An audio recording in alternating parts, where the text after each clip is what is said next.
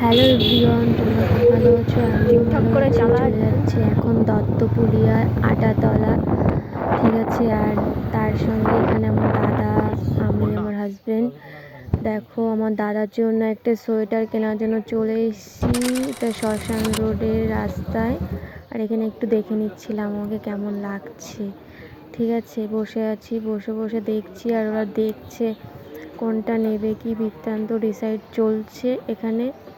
আর জানো না, আমি তো আসতামই না, হঠাৎ আমি শুয়েই ছিলাম, ফোন দেখছিলাম। তারপরে আমার হাজবেন্ড ঘুরতে গেছে, ওখান থেকে এসে বলছে চলো না যাই, ঘুগনি খেয়ে আসি, চলো, ঠিক আছে।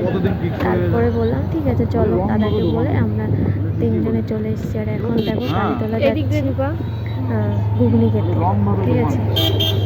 দেখো চলে এসেছি, এখানে স্টল আছে, প্রচুর স্টল।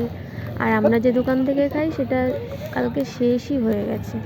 তারপর পাশেরটাই খেয়েছিলাম, ভালোই মোটামুটি। তো এই দেখো এখানে প্রচুর স্টল, খুবই সুন্দর সুন্দর phuchka, momo, chow mein, egg roll সব কিছু পাওয়া যায়। আর সামনে দেখো একটা মন্দির আছে, ঠাকুরের, মা কালী ঠাকুরের। দেখতে মুখটা খুব সুন্দরই লাগছে। দেখো এখানে আমার বর বসে পড়ছে, আর এই যে ঠাকুরটা, মুখটা আমি একটু জুম করে দেখাচ্ছি, আমার ভালো লাগছিল বলে দেখাচ্ছিলাম আর কি।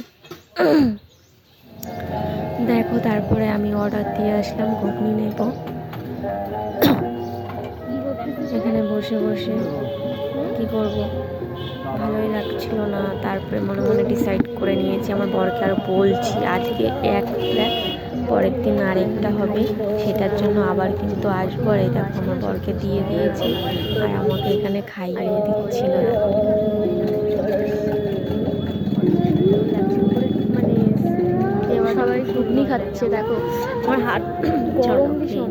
আর তারপরে বসে বসে খাচ্ছি আর আইসক্রিমের কথা। এটা হলো দত্তপুলিয়া কালীতলা, কালীতলা না, চলে এসেছি। বলো তা, হ্যাঁ কালীতলা, দত্তপুলিয়া কালীতলা। আর এই যে তন্দুর আমার দাদা, আমার বিটা কাজ করে না, ডেইলি সকালবেলা আসে। যারা যারা এইখানে আইসক্রিম খাবে তারা তারা চলে আসবে এই দোকানে, কালীতলার সামনে। এখন বাজে রাত 10টা। দাদা দেখি তো কটা বাজে? 9টা।